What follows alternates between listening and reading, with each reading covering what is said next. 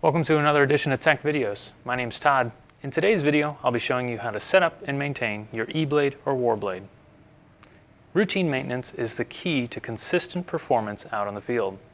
In this video, I'll be showing you all the necessary tips and tricks to keep your E-blade outperforming the rest. With that said, let's get started.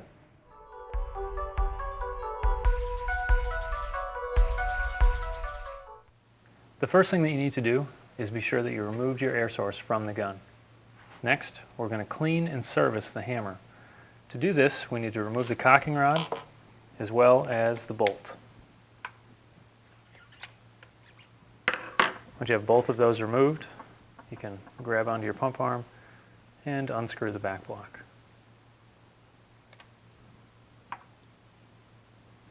Next, we need to remove the velocity adjusting screw from the back of the gun. This uses a 3/16 inch Allen wrench. You just unscrew this, set it aside, and you can dump out the hammer spring by just tilting the gun over. Now that we have the back block and the hammer spring removed, the next thing that we need to do is remove the hammer. And now this can be kind of a tricky part. What you need to do is take your cocking rod and stick it back into the hammer. Okay, and you just have to loosely screw it in there. And then you take a 1/8 inch Allen key and stick it down through the hole in the top of the gun. That hole is to give you access to the lug so that you can adjust it up or down. In order to remove the hammer, what we have to do is we have to raise that lug all the way up so that it'll clear the body. Because right now it's sticking down through the body, and if you try to remove the hammer, it stays inside the gun. So to raise the lug, what you do is you push forward on the cocking rod so it's all the way forward. You don't really have to push on it too hard, and you actually may need to pull back just a little bit, but it's down in there. The hammer needs to be in its forward position. You stick your Allen key down in, and once you feel it catch on something, you know you're catching on the lug. The only thing that it can actually catch on is the lug. So if it's kind of stuck and not spinning around, you know you've got it. Once you get inside the lug, you just need to turn your Allen key counterclockwise to raise the lug. And the easiest way to test to see if you've raised the lug enough is to remove the Allen key and pull back. Now ours came out right there, and that's great. That's what we wanted to have happen. But if yours didn't come out with your first try, you just need to push the hammer back forward and try adjusting the lug upward some more. Once you have it all the way up to where it needs to be, you'll pull back on the cocking rod and your hammer should come out. Now that we have the hammer removed, I'm going to explain the difference between an aftermarket hammer and a stock hammer. The first thing you'll notice is the finish on either hammer. The stock one has more of a rough finish, while the aftermarket one has a highly polished finish. The highly polished finish is going to give you more consistency out of your gun. You'll also notice that the aftermarket hammer has set screws that go through the side. One holds the cocking rod in place, and the other securely holds the lug in place. Having these set screws is very convenient because your hammer will actually be less apt to come out of adjustment. And if you can find a hammer that has set screws on the side, I'd recommend that one, because again, your hammer will be less apt to come out of adjustment. So now that you know the differences between hammers, we're actually going to lubricate our hammer. And this is a really crucial step. A lot of people forget about this and their guns don't work well because of it. Here you'll see we have a can of Worth HHS 2000. And this is actually pretty difficult to find, but you can find it on the internet, and it's about $15 a can. This is the lubricant that Planet Eclipse suggests that you use on your hammer and your lug. And what you do is you just spray a light layer of the Worth HHS 2000 on the hammer, and you want to make sure that you don't get any down in the threads where the lug sits, because then your lug could potentially come out of adjustment. But what you do want to do is get a nice light layer of lubricant all over the lug and all over the hammer. And this is just going to make it so that your hammer slides freely inside the body of the gun, and that's going to give you more consistency. And when you lubricate the lug, that's going to provide less friction between the lug and the sear, and that's going to make your battery last longer. So what you need to do is, whether you have HHS 2000 or not, you do need to lubricate the hammer with either some paintball gun oil or maybe even some grease, but you definitely want to use something. That way your battery will last longer and you'll get more consistency out on the field. With the hammer lubricated, we need to take our 1/8 inch Allen key and just turn the lug back up into the body of the hammer. And this is going to allow us to get the hammer back into the gun. So you just want to make the lug flush with the body of the hammer, and that looks good. The next thing that we need to do is lubricate and clean the sear. And to do this, we need to totally remove the grip frame from the body. The first thing that we need to do is take our 1/16 Allen key and remove the screw that holds the eye cover in place. Next, you need to take a 1/8 inch Allen key and remove the 2 screws that are on the bottom of the grip frame, one in the trigger frame itself and one in the back of the trigger frame.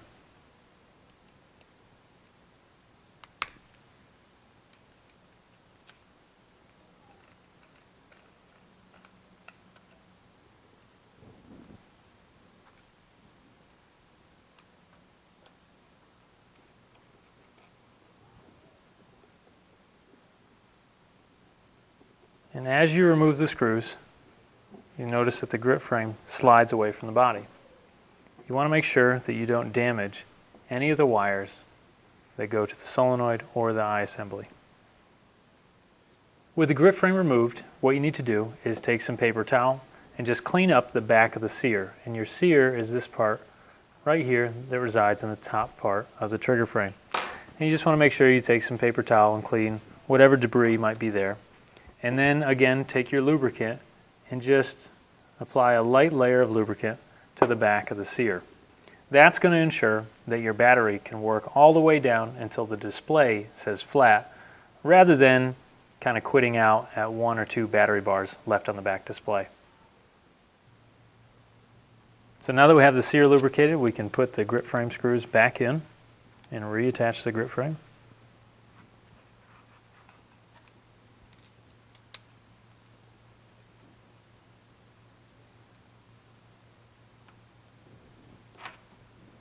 The last thing that we need to do is put the eye back down in the hole that it came out of and reinsert the screw that holds the eye cover in place.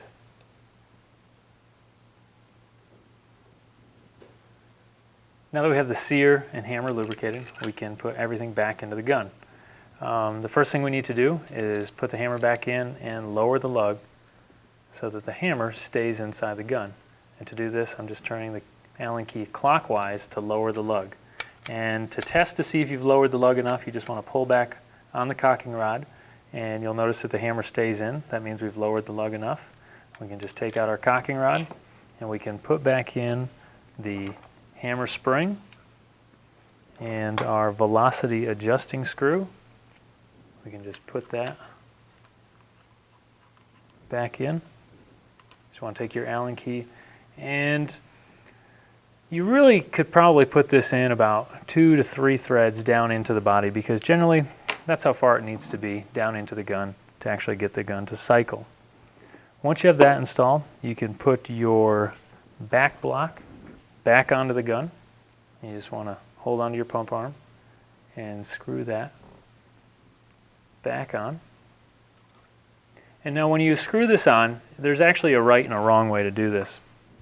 You want to make sure that as you put your back block back on, that you actually have a little bit of room left between the body and the back block, so that when you push your back block forward, it doesn't just slap into the back of the gun.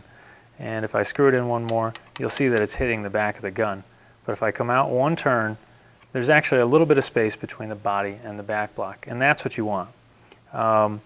If the back block slaps into the back of the body, you're really going to rip out the threads on your back block, and that's not a good thing. But once you have the back block correctly installed, you can put your bolt back in, slap your bolt pin back in, and next I'll show you how to adjust the sear solenoid pan.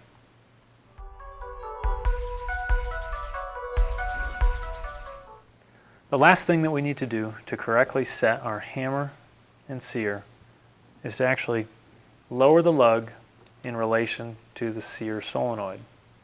And the sear solenoid sits in the grip frame of the gun. And to gain access to it, you need to remove the grip panel screws. And you'll see here, this is our sear solenoid. To correctly set this, what you need to do is take your 1/8 inch Allen key and you go down into the gun and catch onto the hammer.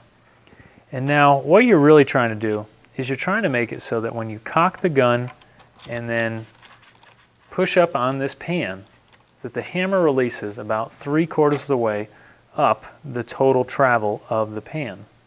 The first thing you should do is just try pulling on the cocking rod and see if your gun will cock. Here, ours won't cock, and that's because our lug isn't low enough to catch the sear. So what we need to do is take our 1/8 inch Allen key and just lower the lug down, and that's turning the Allen key clockwise until we can get the hammer and sear to catch. And here you can see ours just caught. And when I push up on this pan, you'll see that it releases the hammer. Now what you need to do is once you've got the hammer and the sear to catch, you want to watch at what point in the travel of that pan does the hammer release. And you'll notice on this pan, it's releasing right at the bottom. And so what we need to do is we need to lower the lug just a little bit to see if we can't get it to release somewhere near the halfway point to 3/4 in the length of that travel. And so we've made our adjustment, we push up on it, and now it's releasing somewhere near halfway to 3/4 of the way up the travel. And that's what we want. It's not an exact science, but you want to get it close to halfway to 3/4. That way your gun is always going to recock and you're going to be less apt to misfire out in the field.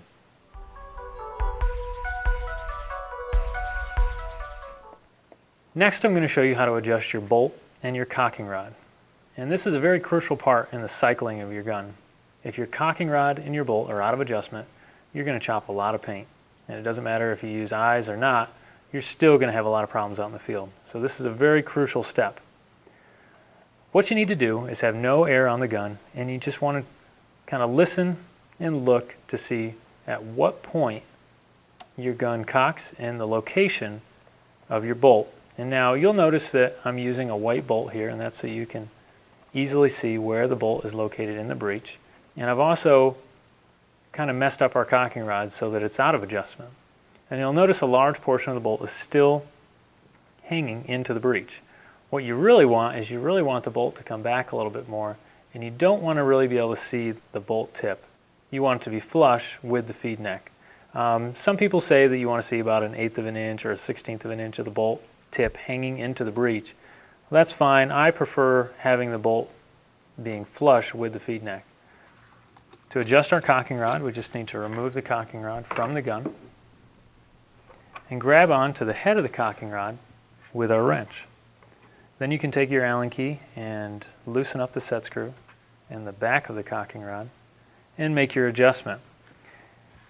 If the bolt was too far forward in the breech, then you need to back the head of the cocking rod down the length of the shaft. If your bolt was too far back and you couldn't see any of the bolt, then you need to bring this forward. Either way, you need to make your adjustment to where it needs to be.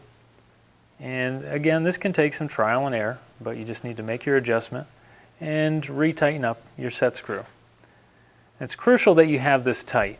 If your set screw is not tight, then it will vibrate loose during play and your gun won't function correctly.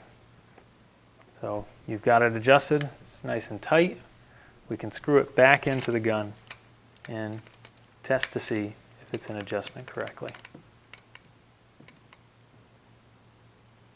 So we've got our cocking rod reinstalled, and you just want to pull back on the bolt and you'll see that it clicks and the bolt is just about flush with the feed neck. And that's right about where we want it. It doesn't have to be exact, but you do want the bolt to be close to flush with the feed neck. The last thing we need to do is put air on the gun just to test to make sure that the gun works. Seems to work good. In the next section, I'll show you how to adjust the electronics as well as the pressures.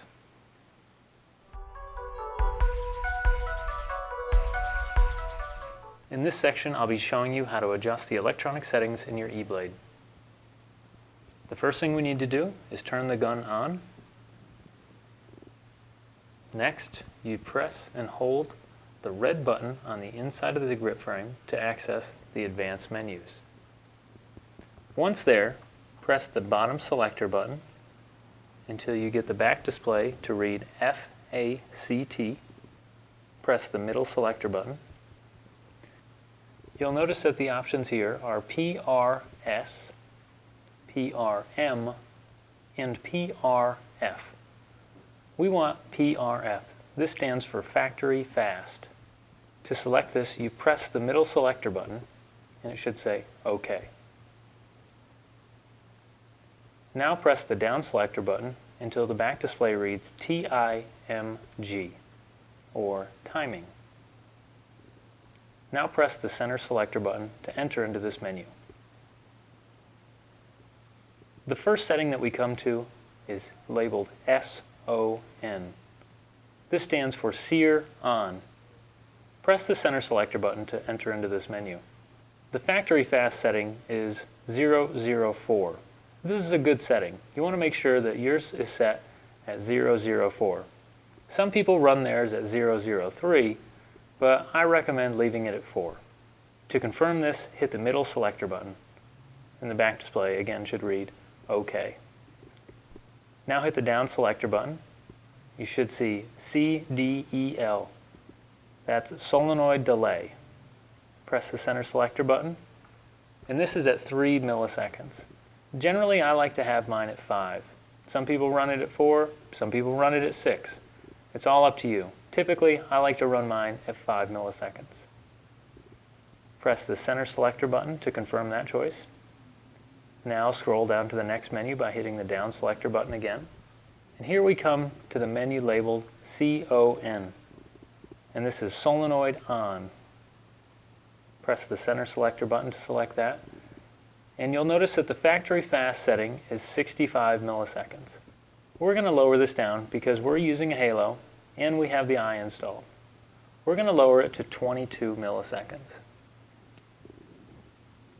If you're using a good RAM with QEVs, 22 milliseconds should be fine.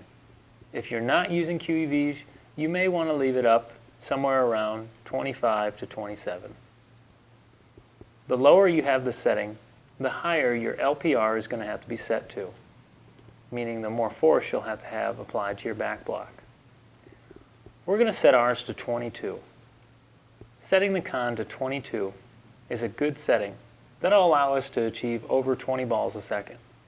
Confirm that by pressing the center selector button. Now press the bottom selector button again, and that'll bring you to CTO, or solenoid timeout. Ours is set at 255 milliseconds. This setting controls how long the back block will stay back for if no ball is detected in the breech. You want this value to be as high as possible. Otherwise, you take a higher risk of chopping a ball when there's no paint in the breech. So we're going to confirm this at 255 because that's the highest possible setting we can have. Scroll down to the next menu. We'll come to COFF. This is solenoid off. You'll see here that ours is set at 28. Again, we can lower this one down a bit, and I'm going to set this one at 22 as well. The way that you calculate balls per second is you add up three values: your solenoid delay, your solenoid on, and your solenoid off. Our values were 5, 22, and 22. That gives us a cycling rate of 20.40 balls per second. Once you've set your solenoid off setting, hit the down selector button and go to the back option. Press the center selector button to back out of that menu. Next, scroll down to the menu titled Filter. This refers to our trigger filters and will adjust the trigger settings. Press the center selector button to get into that menu. And first we come to BALD. The factory setting is at 1. You should leave it there. Next, we come to EMPD, and that's set at 2. You should also leave that one there. The next menu is TPUL, or trigger pull. This is set at 4. Typically, I like my gun to have a lot of mechanical bounce, and if you want your gun to shoot as fast as possible, then I suggest to lower the setting down to 1 millisecond. While this may make your gun less legal in tournaments, it's a lot more fun out in the field. So we're going to set ours at 1, and then scroll down to go to trigger release, TREL. On factory fast, the default setting is 20 milliseconds. Again, we're just going to lower this all the way down to 1 so that our trigger has a lot of bounce. If you need to decrease the bounce in the trigger, just up this trigger release value. But because we want ours to be fast, we're going to lower it down to 1. Just scroll down and we can back out of this menu. Once you back out of this menu, press the down selector twice to get to the back option and press the center button. You've successfully installed custom settings into your e-blade. In this section, I'll show you how to adjust the same settings on the E2. To gain access to the advanced menus, just press the red button inside the grip frame. Now press the center selector button. Now press the bottom selector button to get to the factory setting, and press the center selector button to get into that menu. You can see here the option is slow. We're just going to press up until we get to fast. Confirm that with the center selector button. And now we're going to scroll back up to the timing menu. Press the center selector button to get into that menu. Here our sear on is set at 4 milliseconds. That's what we want. Our solenoid delay is set at 6. We're going to turn that down to 5 milliseconds. Scroll down. Our con or C on or solenoid on is set at 55. Press the center selector button to edit this and then press down. We're going to bring this one down to 22 as well. Press the center selector button to confirm that. Press down. Bring us to the solenoid timeout. Here it's at 1 second. We can just leave it set at 1 second. Our solenoid off is set at 24. Press the center selector button and then the bottom selector button twice to bring that down to 22. Confirm it with the center selector button, and that brings us to the back option. We can back out of this menu. Now go down one to filter. Press the center selector button. Ball and breach, 1 millisecond. Empty breach, 2 milliseconds. That's what we want. So we'll scroll past this. Trigger pull, 1 millisecond. That's what we want. So we'll scroll past this. Trigger release, 4 milliseconds. We're going to press the center selector button to enter into this menu, and then press down 3 times to set it at 1 millisecond. Hit the center selector button to back out. Go down again, and you'll notice that we have a new option here that we didn't have on the E1. It's called TT band. The lower you have this setting, the easier it'll be for your trigger to have what's called mechanical bounce, or what a lot of people just call bounce. So the lower you have this setting, the easier it is for the gun to bounce mechanically. And as I said in the last section, I like my trigger to bounce, so I'm going to set ours at 30. Then scroll on to the next menu, TT tolerance. With this setting, the higher you have this value, the easier it is for your gun to bounce. So we're going to increase ours a little bit, say to 50, and we'll set it there. If you want yours to bounce less, have it low. If you want it to bounce more, have it set high. Now we can back out of this menu, and we'll scroll down. BS type. This is the ball sensor type, and it's set on reflector, and that's what kind of eye we have, so we're just going to leave that alone. The power menu, you can go in here and explore this. There's a lot of cool settings in here. You can adjust when the gun turns off, if the light turns off. Here it's going to auto turn off at 30 minutes. But we're just going to back out of this menu. Here we have factory again. It's set at custom. We want the custom setting, so we're going to leave that alone. And we're just going to back out of the advanced menus. You've just successfully adjusted the electronic settings on your E2. So we've got our new settings installed into our grip frame. Now we can check the pressure coming out of our main regulator that goes into our gun. And this is a really crucial step.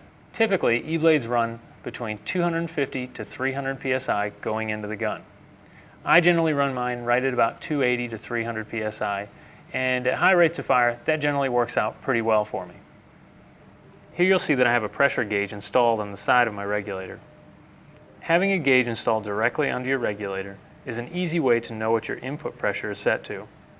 If you don't have a way to check your pressure, just continue to follow along with the video and get your input pressure tested the next time you visit your local field or pro shop. We'll assume that your pressure is set correctly for now, but understand that if you continue to follow along with this video, and at the end your gun still doesn't shoot well, it's likely because your regulator is not set properly. So at this point we have air on the gun and we know that our inline regulator is set to the correct pressure. The next thing that we're going to do is adjust the low pressure regulator on our front block, which controls the cocking pressure for the gun. Now typically you want this pressure to be as low as possible, but it does need to be high enough to recock the gun.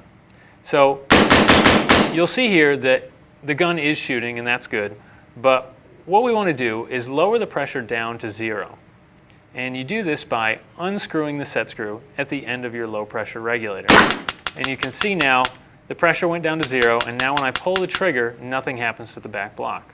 Once you get it there, you need to increase the pressure by turning the screw back inward and pull the trigger while you turn the screw inward. And basically what you're doing is you're finding exactly where the pressure needs to be to recock the gun. And what you need to do is just screw that inward and pull the trigger until you can get the gun to cock. And here, that's where the gun will cock every single time. The next thing you need to do is increase that pressure by another 1/8 of a turn to perhaps a 1/4 turn. That's just going to ensure that every time out in the field, your gun recocks.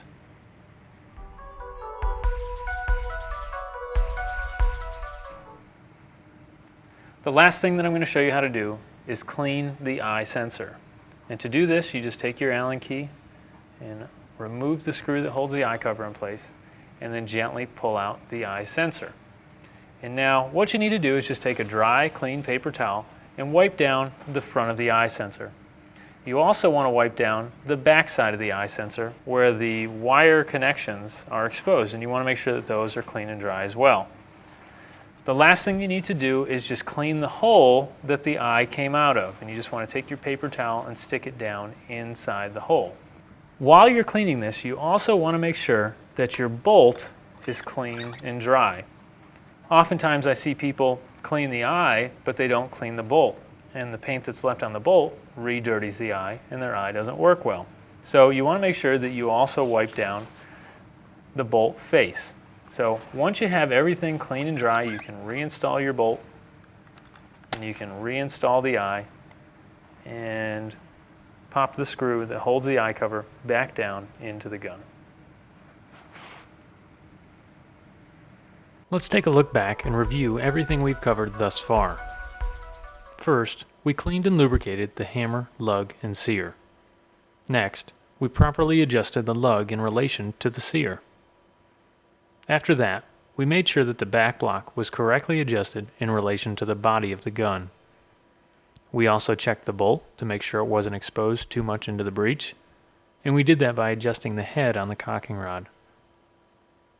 After that, we input custom timing and trigger settings to bring the gun up to over 20 balls per second. We also checked the inline regulator pressure and made sure it was between 250 to 300 psi, as well as adjusted the low pressure regulator. And lastly, you know how to properly clean your breech sensor. The only thing that's left to do is go to the shooting range and re-chronograph your gun. So now you know how to maintain your E-blade. Here are just a few more tips and tricks you can do to get the most out of your marker. First, always make sure your cocking rod is tight. Use a wrench and make sure that it's securely screwed into your hammer. If it's not, then it'll vibrate loose during play and cause major recocking issues. Also, it's a good idea to test your eye before every day of play. If you're changing paint colors, it may also be necessary to adjust your eye sensitivity. Darker color paints are more difficult for the eye to see, so you may want to consider using brighter color paints all the time. If your eye isn't working, check to see if the wires have been cut. The most likely place for this to happen is right where the eye wire goes into the grip frame. As far as aftermarket parts are concerned, there are a few things that you may want to consider when upgrading your autococker. First, accuracy comes by a good paint-to-barrel match and a good inline regulator. The better your paint-to-barrel match is, and the more consistent your inline regulator is, the more consistent your gun will be, and remember, consistency equates to accuracy. There are many different great barrel sets and aftermarket regulators out there. Do some research and I'm sure you'll find one that fits your budget. For the smoothest shooting and fastest E-blade possible, it's important that you have a good ram with quick exhaust valves installed. Having a good ram will recock the gun more quickly and use less pressure to do it. QEVs allow the ram's back pressure to be exhausted more quickly. This makes the ram even faster. You also want to use the lightest pump arm, the lightest back block, and the lightest bolt that you can find. It's also important to find a bolt that has O-rings. These O-rings help create a seal in the breech and reduce the amount of blowback that you'll have. They also make the gun more efficient and more consistent. Your pump arm, back block, and bolt combination is important because the lighter you make this combination, the less kick your gun will have with each shot. Less kick makes for easier shooting and increased accuracy. Well, that concludes our video on the setup and maintenance of the E-blade and Warblade. For more information on other products we produce, go to TechTPaintball.com. Until the next time, keep shooting.